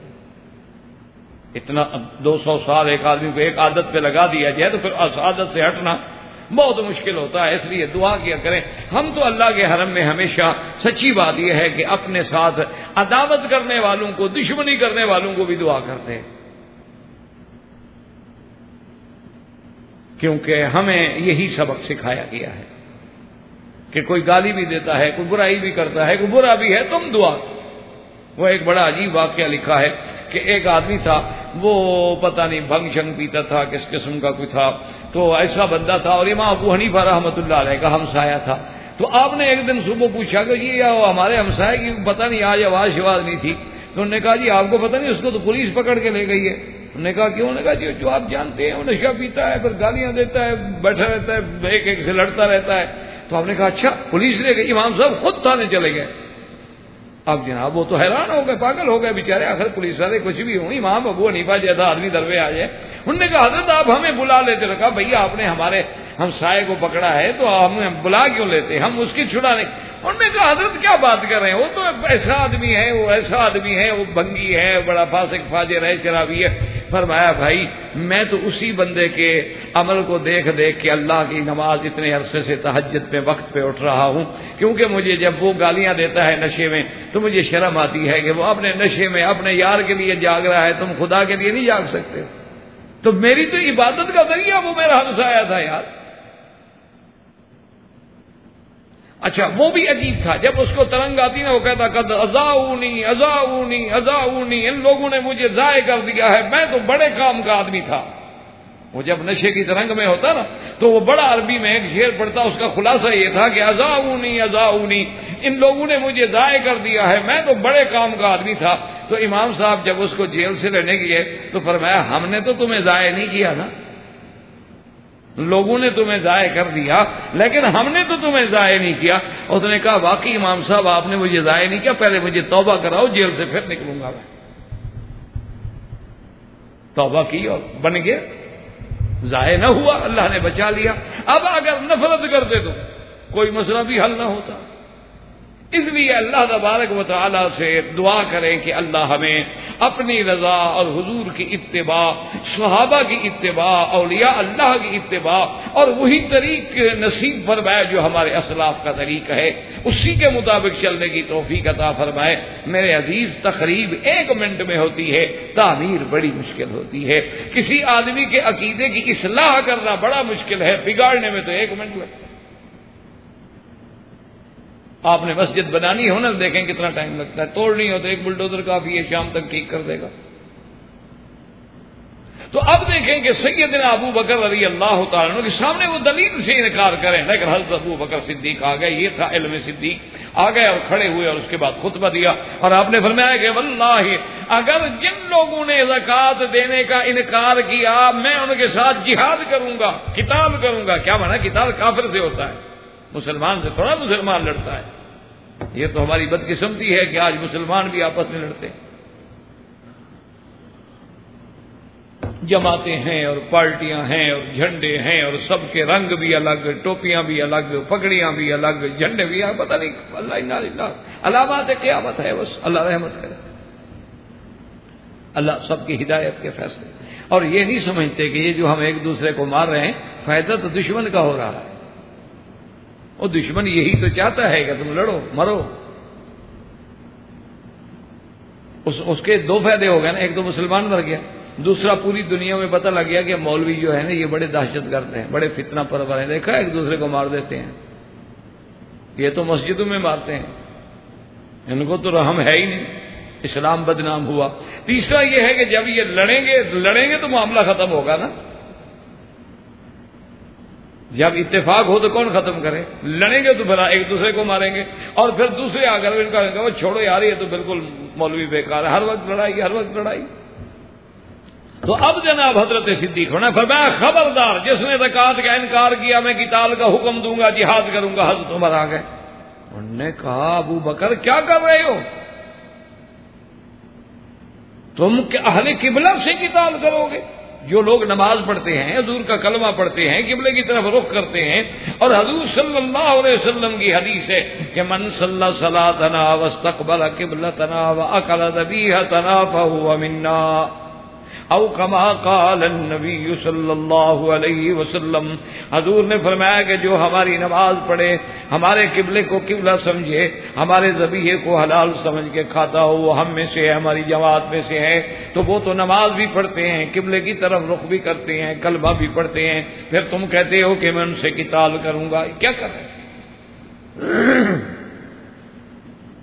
یہاں جو جنیوٹی صاحب کے ساتھ مل کے ایک قادیانی کو پکڑا تھا، اور لمبی بات ہے، مختصر یہ ہے کہ جب وہ پولیس کے سامنے گئے تو وہ قادیانی تھا، بڑا پکا قادیانی، کٹر قادیانی، یعنی ان کے ربوہ میں، ان کے کسی لائبریری میں کسی اہم عہدے کا آدمی تھا، یعنی پکا ان کا آدمی تھا۔ جب وہاں گئے تو انہوں نے پوچھا کہ مولوی صاحب آپ نے کیوں اس کی؟ مولوی صاحب نے کہا یہ قادیانی ہے، کافر ہے، حرم میں میں نے دیکھا، مجھ سے برداشت نہیں ہوا، میں لڑ پڑا۔ یہ مقام ابراہیم پہ بیٹھا ہو، کافر ہو، اللہ نے حکم دیا ہے کہ کافر مسجد الحرام میں داخل نہیں ہو سکتا۔ تو اب اس نے پوچھا کہ ہاں بھائی تم کیا کہتے ہو؟ اس نے کہا کہ جناب حضور کی حدیث ہے کہ من صلی صلاتنا واستقبل قبلتنا واکل ذبیحتنا فهو منا، تو میں ابھی نماز پڑھ کے آ رہا ہوں، قبلے کی طرف رخ کر کے بیٹھا ہوں، ذبیحہ کھلانا ہو تو ابھی کھانا منگا لو، میں کھا لیتا ہوں۔ تو یہ تو حدیث ہے حضور کی، حضور فرماتے ہیں وہ ہم میں سے یہ خامخواہ میں کافر بناتے ہیں۔ اب ایمان سے کہیں قادیانی نے حدیث پڑھی ہے کہ نہیں پڑھی؟ اور حدیث میں یہی لفظ ہیں کہ نہیں؟ وہ جناب پولیس والا تو اکھڑ گیا، مولوی منظور صاحب اور ہم دو تھے، اس نے کہا کہ یہ تم کیسے مولوی ہو؟ وہ حدیث رسول پڑھ رہا ہے، قرآن اس کے گلے میں، اچھا حمیل بھی اس نے لٹکائی ہوئی تھی، چھوٹی قرآن شریف کی حمیل جو ہے وہ بھی اس کے گلے میں تھی۔ اس نے کہا وہ ابھی نماز پڑھ کے آ رہا ہے، قرآن اس کے گلے میں ہے، وہ کہتا ہے میں کلمہ پڑھتا ہوں، تم کہتے ہو کافر ہے، قادیانی ہے، قادیانی، کیا تمہارا دماغ خراب ہو گیا؟ ہم نے کہا حضرت ٹھنڈے ہوں، آپ کو چونکہ پتہ نہیں، جہاں کوئی پودا ہوتا ہے اس کو پتہ ہوتا ہے نا اس پودے کا۔ تمہارے ملک کو اللہ نے محفوظ رکھا ہے، خدا قیامت تک اس ملک کو محفوظ رکھے ہر فتنے سے، تمہیں تو پتہ نہیں ہے ان فتنوں کا۔ تو ہم نے کہا آپ ایسا کریں، اس کو کہیں حدیث قرآن شریف جو ہے نا وہ مکے والوں کو بھی آتا ہے، تم صرف ایک لفظ بتاؤ کہ مرزا غلام احمد قادیانی کے بارے میں تمہارا کیا عقیدہ ہے۔ تو اس نے کہا اس کو کہ بھائی ٹھیک ہے بتاؤ مرزا غلام احمد قادیانی کو کیا کہتے ہیں؟ اس نے کہا وہ تو نبی تھا۔ تو اب جناب وہ پولیس والا اٹھا، اس نے کہا اچھا اب مجھے حدیث سمجھ آئی ہے جو تو حدیث پڑھ رہا تھا۔ انہوں نے کہا اچھا، اس نے کہا مولوی صاحبان اب آپ جائیں، مسئلہ مجھے سمجھ آ گیا۔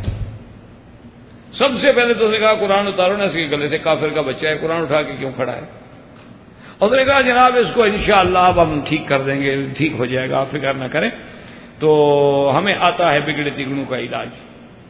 تو اس کے بعد اب دیکھیں بظاہر تو وہ حدیث پڑھ رہا ہے نا، اس لیے میرے عزیز صرف یہ بات نہیں ہوتی ہے، ہر مسئلے کے لیے سمجھنے کے لیے اس علم کی اور فہم کی ضرورت ہوتی ہے۔ آپ کے سامنے ایک حدیث پڑھ دے گا، آپ کہیں گے جی اس حدیث پڑھیے، لیکن اس حدیث کا مفہوم، اس کے تقاضے، وہ تو سب سے پہلے جہاں تقریر کرتے ہیں قادیانی بدبخت آیت ہی خاتم النبیین والی پڑھتے ہیں، اور وہ تو کھل کے کہتے ہیں کہ ہمارا خاتم النبیین پہ ایمان ہے، اور وہ تقریروں میں کہتے ہیں جو حضور کو خاتم النبیین نہ سمجھے ہم اس کو کافر کہتے ہیں، لیکن خاتم کا معنی اپنا کرتے ہیں، وہ کہتے ہیں خاتم النبیین تو ہیں، لیکن ختم کا معنی یہ نہیں ہے کہ آخری نبی، ختم کا معنی مہر والا نبی۔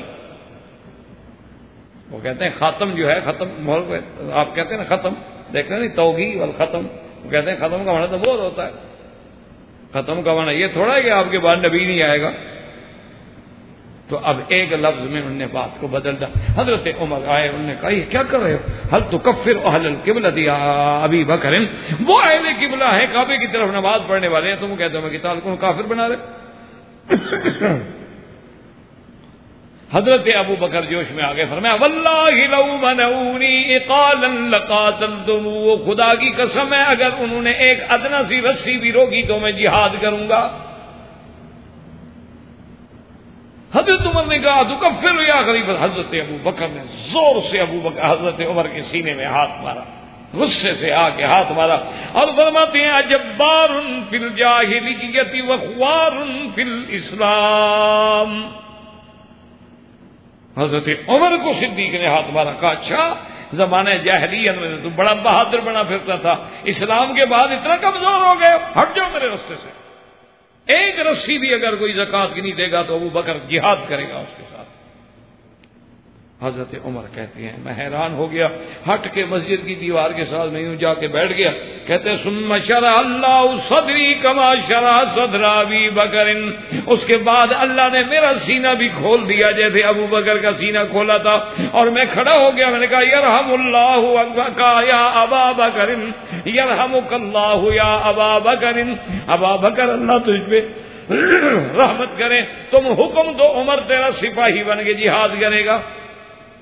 وجہ کیا تھی کہ اللہ نے قرآن میں دوسری جگہ ارشاد فرمایا تھا کہ میرا مدنی یہ جو مشرکین ہیں ان کو مسجد الحرام سے نکال دو، لیکن شرط فإن تابوا وأقاموا الصلاة وآتوا الزکاة فخلوا سبیلهم، اگر یہ شرک سے توبہ کر لیں، نماز قائم کریں، زکات ادا کریں تو پھر ان کو نہ ماریں۔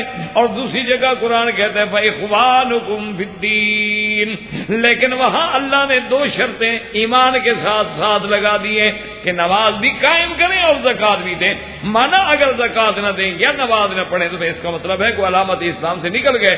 حضرت ابو بکر کے سامنے سارے قرآن کی آیات تھی، حضرت عمر کے سامنے وہ آیات نہیں تھی، اس لیے حضرت عمر کھڑے ہو گئے، انہوں نے کہا ابو بکر، اور بعد میں پتہ ہے یعنی یہ قول جو ہے تاریخی روایات میں اللہ عالم، لیکن بہرحال یہ قول کسی شکل میں موجود ہے کہ حضرت عمر رضی اللہ تعالیٰ عنہ کہتے تھے خدا کی قسم ہے، اللہ کی شان ہے کہ حضرت صدیق کو اللہ نے جو دو راتیں دی ہیں، اگر میری عمر کی پوری زندگی ابو بکر لے لے اور میرے حساب میں وہ دو راتیں دے دے تو میں راضی ہوں۔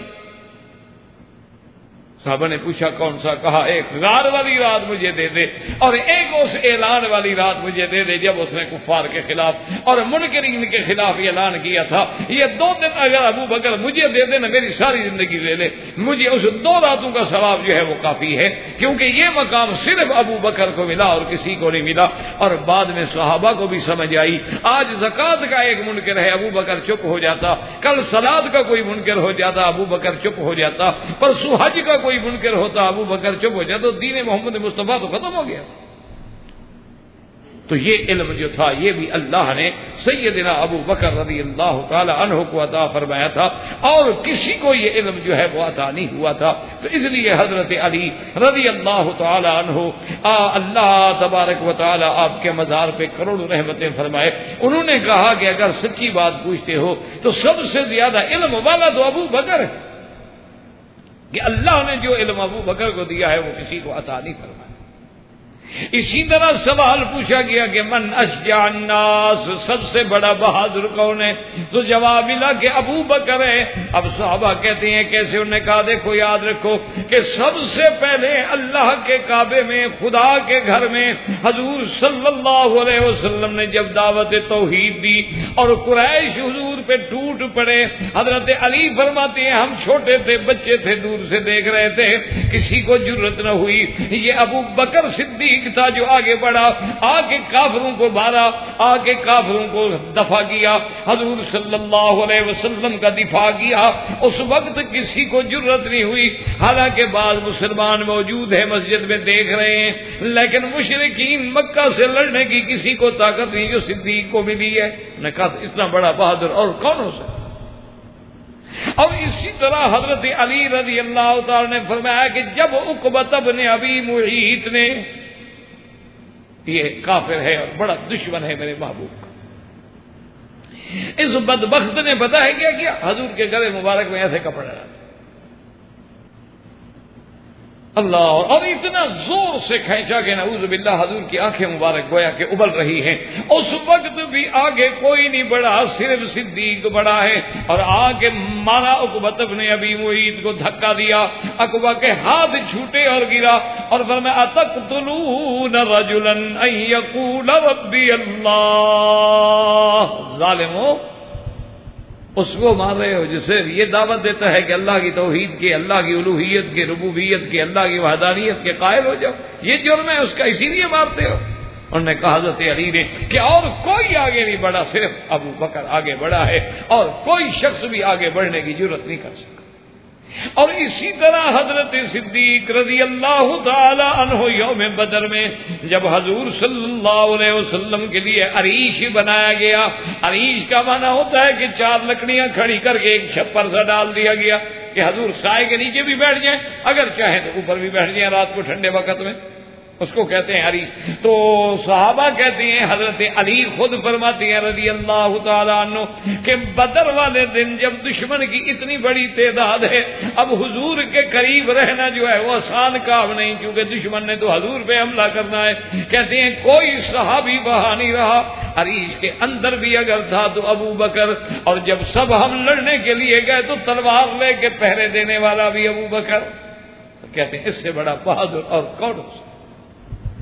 اس لیے حضرت علی رضی اللہ تعالیٰ عنہ کا ایک فرمان ہے جو صحیح روایات میں موجود ہے.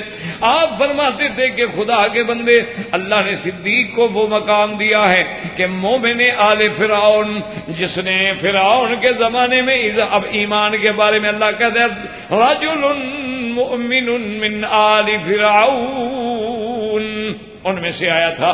تو آپ نے کہا اگر اس کے ساتھ کوئی 1000 گھڑی گزارے، ابو بکر کے ساتھ اس 1 گھڑی کا بھی وہ مقابلہ نہیں کر سکتی. تو صحابہ نے پوچھا کہ حضرت علی وہ کیسے؟ فرمایا مومن آل وقال رجل مؤمن من آل فرعون یکتب ایمانہ. اللہ قرآن میں کہتا ہے کہ وہ مومن تو تھا آل فرعون سے، لیکن اپنے ایمان کو چھپاتا تھا. لیکن یہ صدیق ہے جو ایمان لانے کے بعد اس نے اپنے ایمان کو چھپایا نہیں بلکہ ایمان کو ظاہر کیا.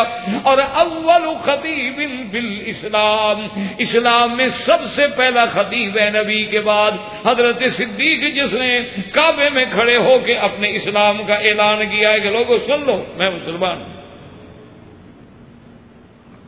اور دعوت دی لوگوں کو. اور یاد رکھیں پتہ ہے کیا ہوا کہ نعوذ باللہ ثم نعوذ باللہ مشرکین مکہ نے حضرت صدیق کو اتنا مارا ہے کہ حضرت صدیق بے ہوش ہو.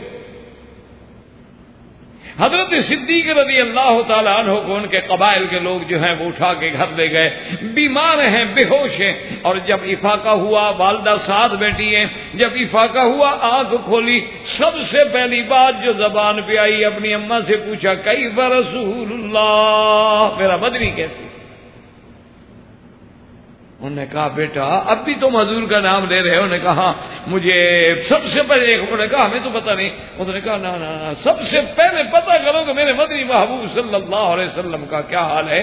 تو یہ مقام بھی اگر کسی کو ملا ہے تو سیدنا ابی بکر رضی اللہ تعالیٰ عنہ. اسی طرح حضرت عمر رضی اللہ تعالیٰ عنہ فرماتی ہیں کہ تواضع میں دیکھیں، خدمت میں دیکھیں. فرماتی ہیں کہ مدینہ منورہ میں ایک عجوزہ ہے، بوڑھی عورت ہے جس کا کوئی ولی وارث نہیں، کوئی والی نہیں، کوئی وارث نہیں، کوئی بیٹا نہیں، کوئی خادم نہیں، کوئی معاون نہیں. تو حضرت عمر کہتے ہیں کہ میں نے سوچا کہ اس عورت کی خدمت کرنی چاہیے. تو میں ایک دن ایسا کیا کہ تہجد کے بعد میں آیا جا کے اس کے گھر کو ذرا صاف کر دوں، پوچھ لوں بی بی پانی ہے کہ نہیں ہے. اس دور میں تو مشکیزیں بھر بھر کے پانی لایا جاتا تھا کہ نل تو نہیں لگے ہوئے تھے. تو حضرت عمر کہتے ہیں کہ جب میں آیا تو دیکھا کہ گھر بھی صاف ہو گیا ہے، برتن پانی بھی بھرے ہوئے ہیں. تو میں نے پوچھا بی بی اماں کیا حال ہے، خیریت؟ انہوں نے کہا بیٹا خیریت ہے. میں نے کہا کوئی کام ہے؟ اس نے کہا تم سے پہلے ایک بندہ آیا تھا وہ سارا کچھ کر گیا ہے، اللہ آپ کو خوش رکھے. حضرت عمر کہتے ہیں میرے دل میں خیال ہو گیا میں پتہ تو کروں یہ بندہ کون ہے.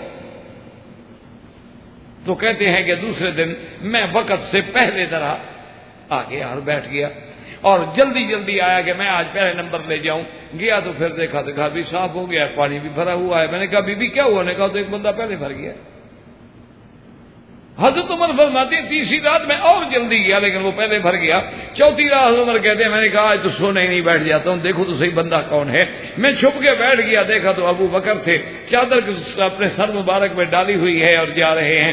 میں دوڑا, میں نے کہا ابو بکر کسی جگہ بھی نمبر لینے دو گے یا ہمیشہ تم آگے رہو گے؟ کسی اور کو بھی کسی کام میں کام کرنے کا موقع دو گے؟ تو ابو بکر نے کہا بھی اس میں کیا ہے, بوڑھی عورت ہے اور ہمارے فرائض میں ہے اس بات کا. تو حضرت عمر رضی اللہ تعالیٰ عنہ فرماتے ہیں اور اسی طرح جب عین غزوہ تبوک ہے, حضور صلی اللہ علیہ وسلم نے اعلان کیا کہ غزوہ تبوک کا اعلان ہے کہ ہر آدمی مدد کرے. حضرت عمر کہتے ہیں آج دل میں خوش ہو گیا, میں نے کہا آج ابو بکر تو سے نمبر لے جاؤں گا, آج میرے گھر میں بڑا مال ہے. حضرت عمر رضی اللہ تعالیٰ عنہ فرماتے ہیں میں آدھا مال لے کے آ گیا. یہ وہی غزوہ تبوک ہے جس میں عثمان رضی اللہ تعالیٰ عنہ 300 اونٹ, بعض روایات میں ہے کہ 900 تک اونٹ دیے ہیں, اور حضور کے سامنے لا کے دولت کا ڈھیر لگا دیا. اور حضور صلی اللہ علیہ وسلم دولت دیکھ کے خوش ہو رہے ہیں تو سب لے آئے. حضور نے پوچھا عمر کیا لائے ہو؟ حضرت عمر کھڑے ہو گئے. حضرت عمر کہنے آج تو مجھے یقین تھا نا کہ آج تو میں نے ابو بکر سے نمبر لینا ہی لینا ہے نا. میں نے کہا حضور میرے گھر میں جو کچھ اللہ نے مال دیا تھا نا اس کو تقسیم کر دیا ہے, نصف گھر چھوڑا ہے اور نصف حضور کی دربار میں لایا, اور نصف بھی بہت تھا. حضور بڑے خوش ہوئے. آپ نے کہا اچھا عمر. اس کے بعد حضور نے نظر ڈالی تو فرمایا ابا بکر تم بتاؤ کیا لائے ہو؟ اس نے کہا یا رسول اللہ جو صدیق کے گھر میں تھا سب کو اٹھا کے لے آیا ہوں, اللہ کا نام چھوڑا ہے.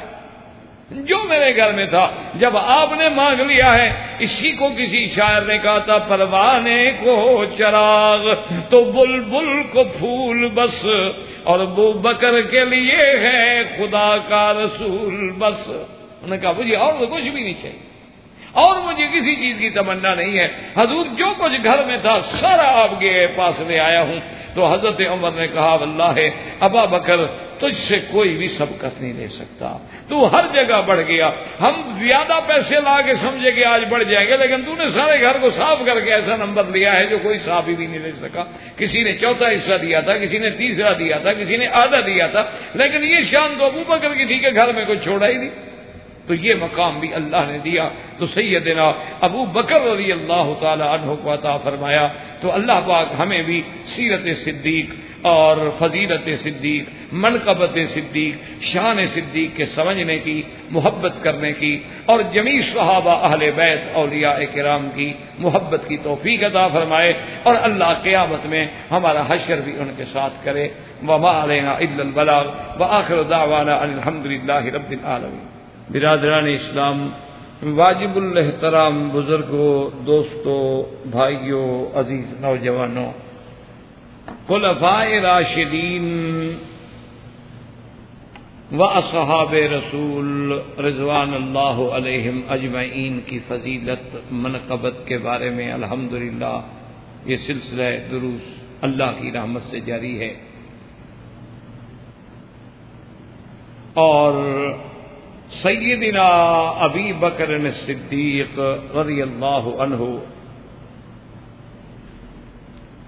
خلیفۃ رسول اللہ صلی اللہ علیہ وسلم بلا فصل بالتحقیق وافضل الامت بعد النبی صلی اللہ علیہ وسلم کے بارے میں آپ کے مناقب, آپ کے فضائل, آپ کی عظمت شان, آپ کے بارے میں آیات مبارکہ, احادیث مبارکہ کا ذکر جاری تھا. اسی ضمن میں علماء نے یہ لکھا ہے کہ قرآن مقدس میں کئی آیات مبارکہ ہیں جو سبب نزول کے اعتبار سے ابی بکر رضی اللہ عنہ کی شان میں اتری ہیں. لیکن ایک بات یہ یاد رکھ لیں ذہن میں کہ قرآن کی آیت چاہے کسی ایک مقصد میں, ایک واقعے میں, سبب خاص میں اترے, لیکن حکم عام ہوتا ہے, عبرت عام لفظ کے ساتھ. فبذالک عربی اس کو کہتے ہیں کہ العبرت بعموم اللفظ لا بخصوص السبب, کیونکہ قرآن تو کسی خاص واقعے میں نازل ہوگا. اب جیسے تیمم کا مسئلہ ہے, خاص واقعے میں نازل ہوا لیکن حکم قیامت تک کے لیے جاری رہے گا.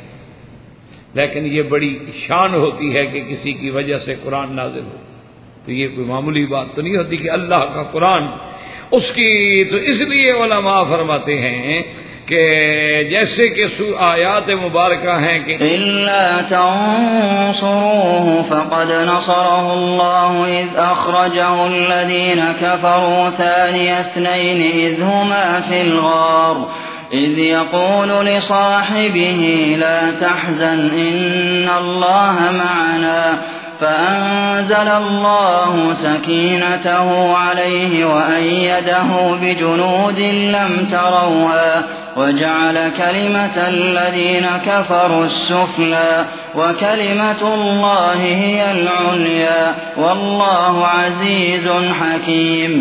اس میں تو کوئی اختلاف ہی نہیں نہ کہ نزلت بھی ابی بکر، کتنی بڑی شان. اسی طرح علماء نے لکھا ہے کہ سورۃ واللیل اذا یغشی میں جو ہے وَسَيُجَنَّبُهَا الْأَتْقَى الَّذِي يُؤْتِي مَالَهُ يَتَزَكَّى وَمَا لِأَحَدٍ عِندَهُ مِن نِّعْمَةٍ تُجْزَى إِلَّا ابْتِغَاءَ وَجْهِ رَبِّهِ الْأَعْلَىٰ وَلَسَوْفَ يَرْضَىٰ. یہ ساری آیتیں جو ہیں ابی بکر کی شان میں رضی اللہ تعالی. اسی طرح علماء نے لکھا ہے کہ آیت مبارک جو ہے اللہ نے جس میں حکم دیا اپنے پیغمبر کو کہ وَشَاوِرْهُمْ فِي الْأَمْرِ کہ میرا بدنی جب اہم کوئی معاملہ پیش آئے تو صحابہ سے مشورہ کریں، تو حضرت ابن عباس جیسے آدمی فرماتے ہیں کہ نظرت فی ابی بکر و عمر کہ یہ آیت جو ہے بطور خاص ابو بکر و عمر کے بارے میں ہوتی، کیونکہ حضور صلی اللہ علیہ وسلم سرکار مدینہ صلی اللہ علیہ وسلم جب مشورہ لیتے تو سب سے پہلے ابی بکر و عمر کا نمبر آتا، اور حضور نے تو یہ کھل کے فرما دیا، اعلان کر دیا کہ لو اجتمعتما علی شیء کہ ابو بکر و عمر اگر تم کسی مسئلے پہ اکٹھے ہو جاؤ نا دونوں تو بس میں تو اسی کو باندھ لوں. یعنی تو اس لیے علماء نے فرمایا کہ یہ آیت جو ہے بطور خاص، ویسے تو سب صحابہ کو شامل ہے لیکن بطور خاص ابی بکر و عمر کے لیے. اور اسی طرح حضرت ابن عباس فرماتے ہیں کہ وَنَزَعْنَا مَا فِي صُدُورِهِم مِّن غِلٍّ إِخْوَانًا، وہ فرماتے ہیں کہ یہ آیت مبارک جو ہے نظرت فی ابی بکر وعلی وعمر رضوان اللہ علیہم اجمعین، کہ یہ بھی ورنہ تو اس میں سب صحابہ اور قیامت تک ہر مومن کو شامل.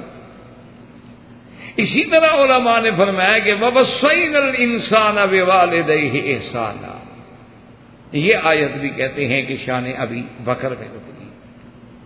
اور اسی طرح ایک حدیث میں آتا ہے کہ میرے آقا پر جی یہ قرآن کی جب یہ آیتیں اتری کہ یا ایتھا النفس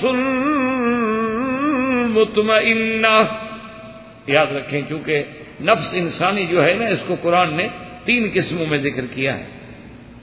ایک ہوتا ہے نفس امارہ اور ایک ہوتا ہے نفس لوامہ، اور سب سے اونچا جو مرتبہ ہے نا وہ ہے نفس مطمئن،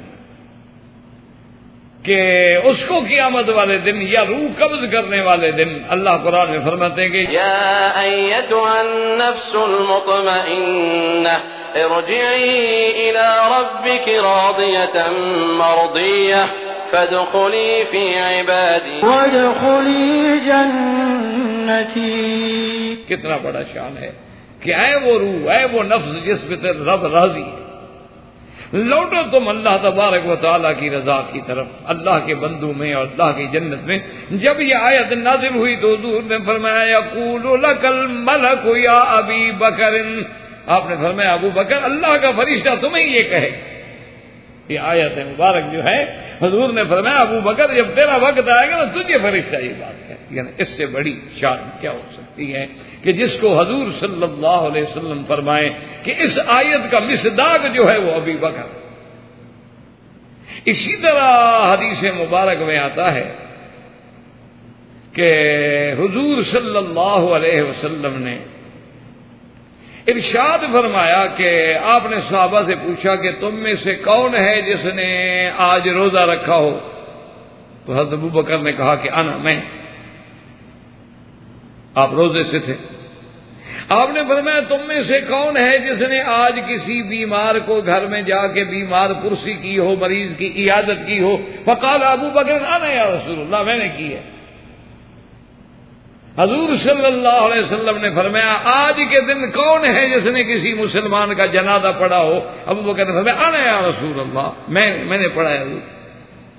حضور نے فرمایا آج کے دن کوئی ہے جس نے کسی مسکین کو کھانا کھلایا؟ فقال ابو بکر انا، ابو بکر نے کہا میں، اور تو آپ نے فرمایا تیرے لیے تو جنت بھائی۔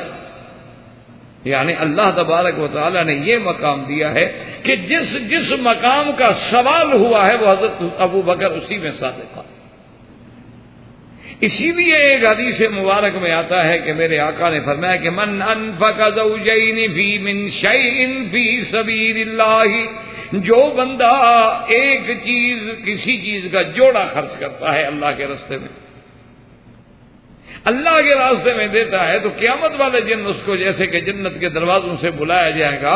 حضور نے فرمایا چونکہ جنت کے کئی دروازے ہیں، جو زیادہ نفل پڑھنے والے ہیں، نماز پڑھنے والے ہیں، ان کو دویا من باب الصلاۃ، جو زیادہ نفلی روزے رکھنے والے ہیں دویا من باب الصیام، جو اللہ کے راستے میں جہاد کرنے والے ہیں ان کو اسی۔